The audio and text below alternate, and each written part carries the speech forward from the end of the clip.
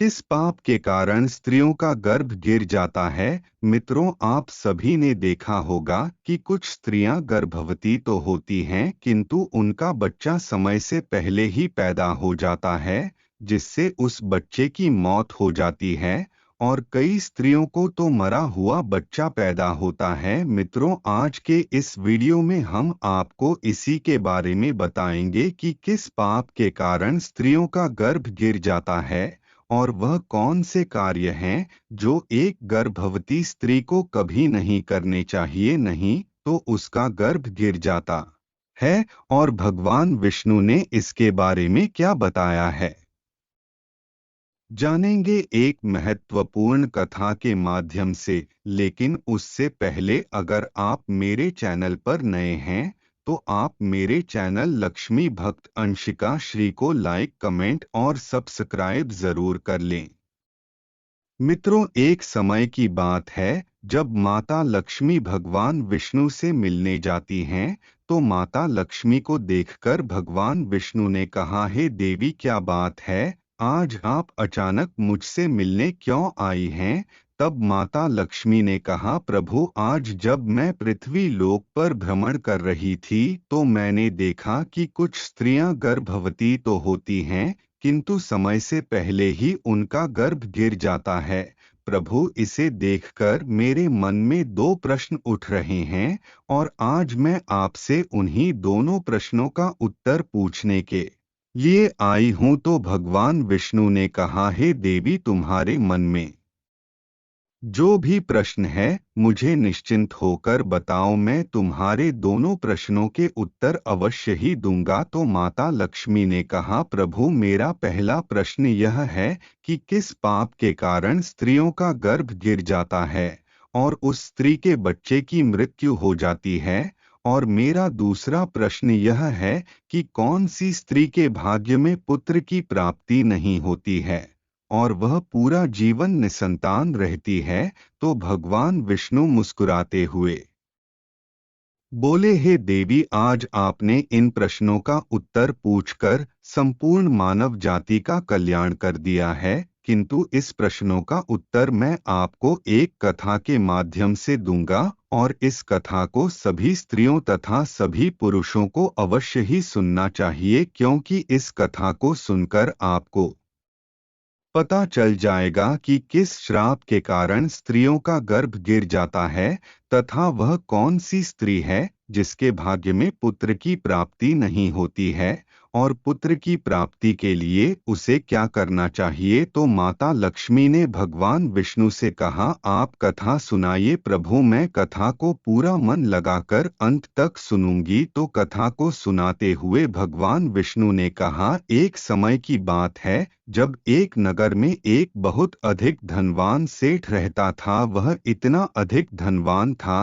कि उसके घर में किसी चीज की कोई कमी नहीं थी। उस सेठ की एक पुत्री थी जिसका नाम रूपवती था। रूपवती विवाह करने के योग्य हो गई थी। फिर उस सेठ ने सही मुहूर्त देखकर अपनी पुत्री रूपवती का विवाह उसी नगर के समीप एक दूसरे गांव में वैश्य के पुत्र के साथ कर दिया। फिर विवाह के बाद सेठ की पुत्री रूपवती अपने पति के घर में रहने लगती है। वह अपने पति के घर में हंसी खुशी से रहने लगती है और अपने पति से बहुत अधिक प्रेम करने लगती है। रूपवती की सास का नाम सुनंदा था। सुनंदा बहुत ही दुष्ट स्वभाव की थी। रूपवती अपने घर से दहेज में बहुत सारा सोना चांदी लाई थी। इसीलिए सुनंदा अपनी बहू रूपवती का झूठ मूठ का सम्मान करती थी और हमेशा उससे मीठी मीठी बातें करती रहती थी और रूपवती से अपने मायके से कुछ ना कुछ लाने को कहा करती थी। रूपवती अपनी सास की बात मानकर अपने पिता से कहकर वह सोना चांदी, घोड़े, गाय, बैल, अनाज आदि चीजें मंगवाया करती थी और उसके पिता भी मना नहीं करते थे और सभी सामान दे देते थे, जिसके कारण रूपवती की सास उससे बहुत खुश रहती थी। फिर इस तरह रूपवती की सास का लालच दिन प्रतिदिन बढ़ता जा रहा था और वह रूपवती के मायके का सब कुछ हड़पना चाहती थी।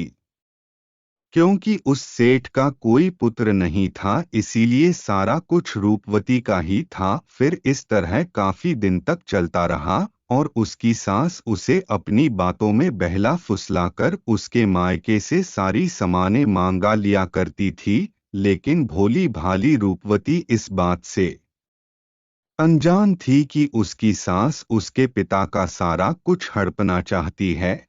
और रूपवती का पति संजय भी अपने माँ की ही बात मानता था, इसीलिए उसके घर में रूपवती की सास जो कहती थी वही होता था। उसके घर में सारा काम उसकी माँ के कहने से ही होता था और रूपवती का पति संज दोनों ही सुनंदा का कहना मानते थे। इसीलिए उनके घर में कभी भी क्लेश नहीं होता था और सब खुशी पूर्वक रहते थे। इस तरह कुछ साल बीतने के बाद रूपवती गर्भवती हो गई। जब उसकी सास को इस बात का पता चला तो वह बहुत खुश हो गई। उसने तुरंत ही रूपवती के माता पिता को इस बात की सूचना दी और साथ में बड़ी बड़ी वस्तुओं की मांग की। जब रूपवती के पिता ने इस बात को सुना तो वह भी बहुत अधिक प्रसन्न हुए और फिर अगले ही दिन वह मिठाई तथा सोने कंगन और सोने की माला लेकर रूपवती के ससुराल पहुंच गए। रूपवती अपने पिता को देखकर बहुत खुश हुई। फिर कुछ समय रूपवती के ससुराल में रुककर उसके पिता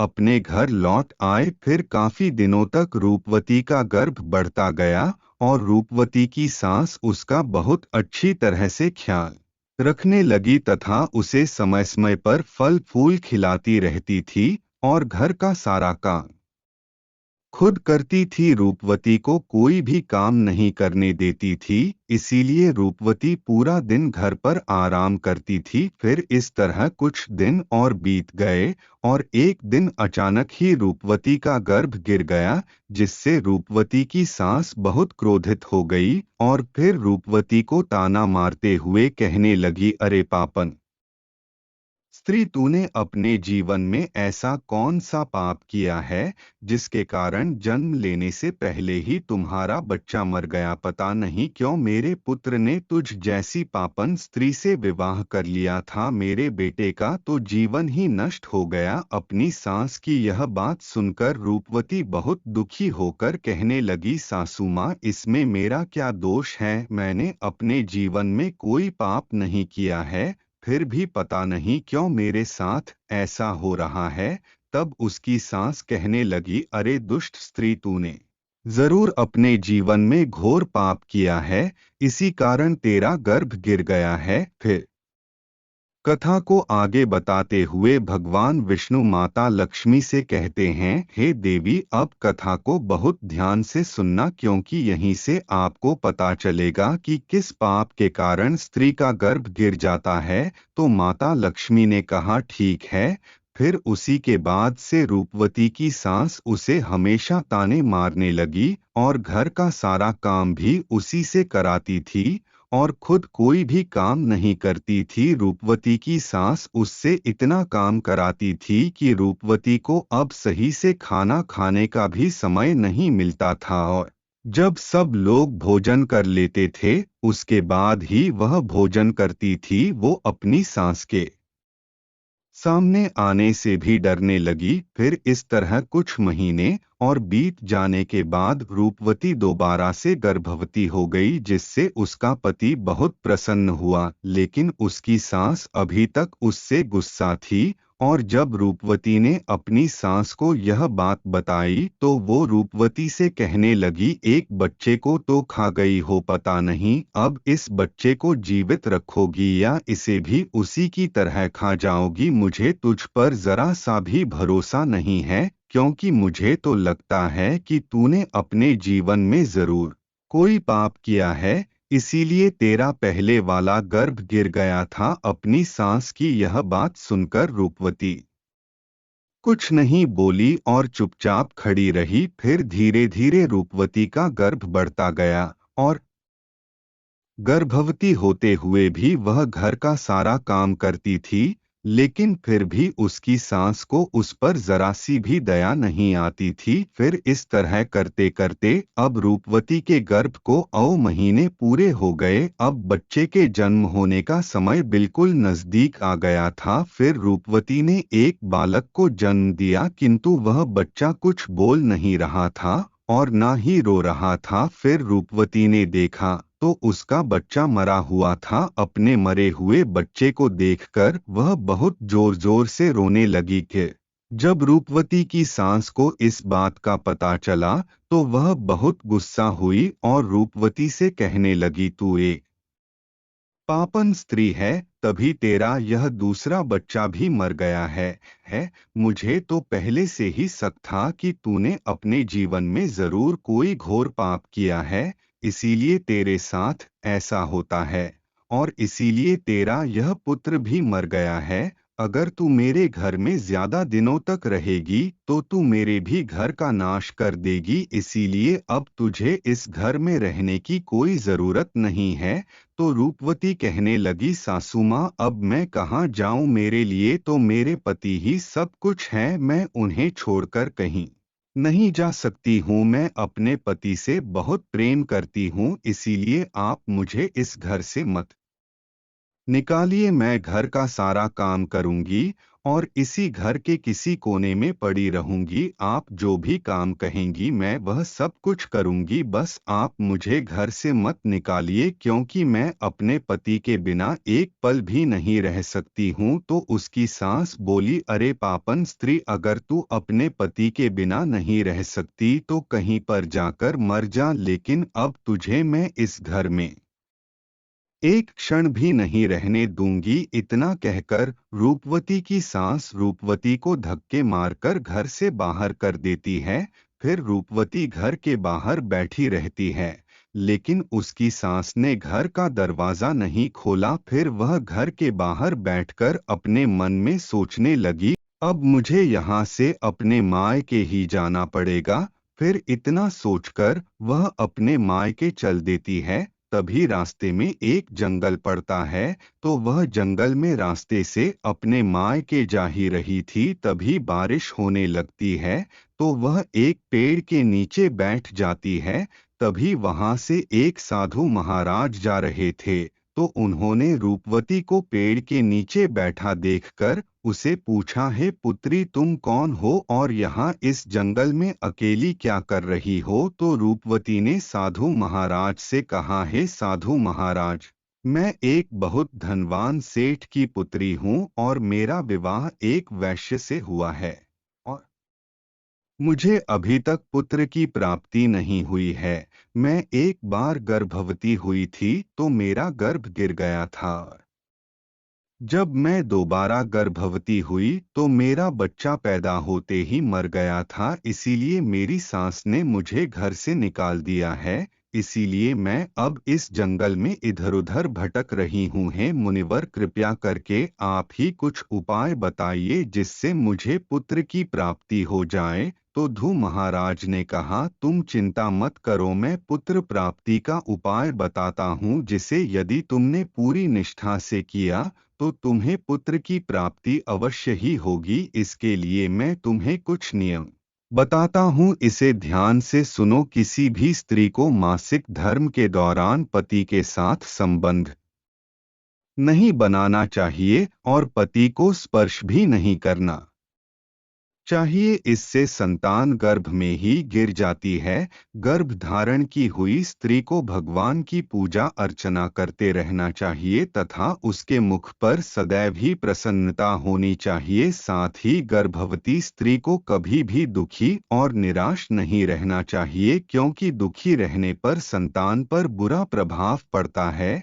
और गर्भवती स्त्री को कभी दूसरों के घर का भोजन नहीं करना चाहिए तथा जितना हो सके अपने ही घर में रहना चाहिए। एक गर्भवती स्त्री को कभी भी डरावनी चीजें नहीं देखनी चाहिए, क्योंकि इससे संतान पर बुरा प्रभाव पड़ता है। और गर्भवती स्त्री को अच्छा भोजन करना चाहिए जिससे संतान तम गुणवान होता है। जो भी स्त्री इन नियमों का पालन करती है वह उत्तम पुत्र को प्राप्त करती है, और जो स्त्रियां इन नियमों का पालन नहीं करती हैं उनका गर्भ गिर जाता है। फिर साधु महाराज ने कहा, हे पुत्री, अब मैं तुम्हें पुत्र प्राप्ति का उपाय बताता हूँ, इसे ध्यान से सुनना तो तुम्हें पुत्र की प्राप्ति होगी। तो रूपवती ने कहा, जी महाराज। तो साधु महाराज ने कहा, किसी भी स्त्री को पुत्र प्राप्ति के लिए मासिक धर्म के प्रथम 4 दिनों में पति पत्नी को मिलन नहीं करना चाहिए, क्योंकि ऐसा करने से दुराचार पुत्र होता है। और 5वीं रात्रि में मिलन करने से पुत्री की प्राप्ति होती है, तथा 6ठी रात्रि में मिलन करने से पुत्र रत्न की प्राप्ति होती है। 7वीं रात्रि में मिलन करने से वंध्या पुत्री होती है, तथा 8वीं रात्रि में मिलन करने से बलशाली पुत्र की प्राप्ति होती है। 9वीं रात्रि में मिलन करने से सुंदर कन्या की प्राप्ति होती है, तथा 10वीं रात्रि में मिलन करने से विद्वान और अति श्रेष्ठ पुत्र की प्राप्ति होती है। 11वीं रात्रि में मिलन करने से सुंदर आचरण वाली कन्या प्राप्त होती है। 12वीं रात्रि में मिलन करने से गुणवान पुत्र होता है। 13वीं रात्रि में मिलन करने से लक्ष्मी स्वरूपा पुत्री होती है।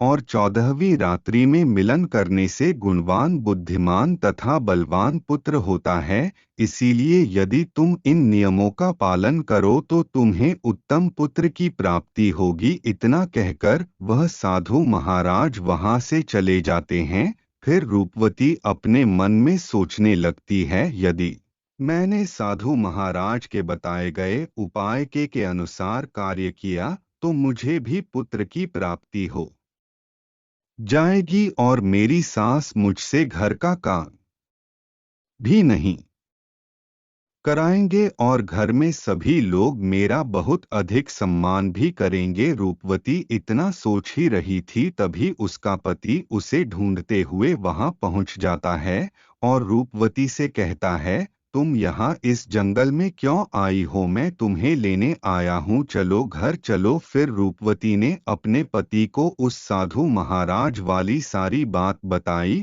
और कहा, नहीं, अब मैं घर नहीं जाऊंगी जब तक मुझे पुत्र की प्राप्ति नहीं हो जाती।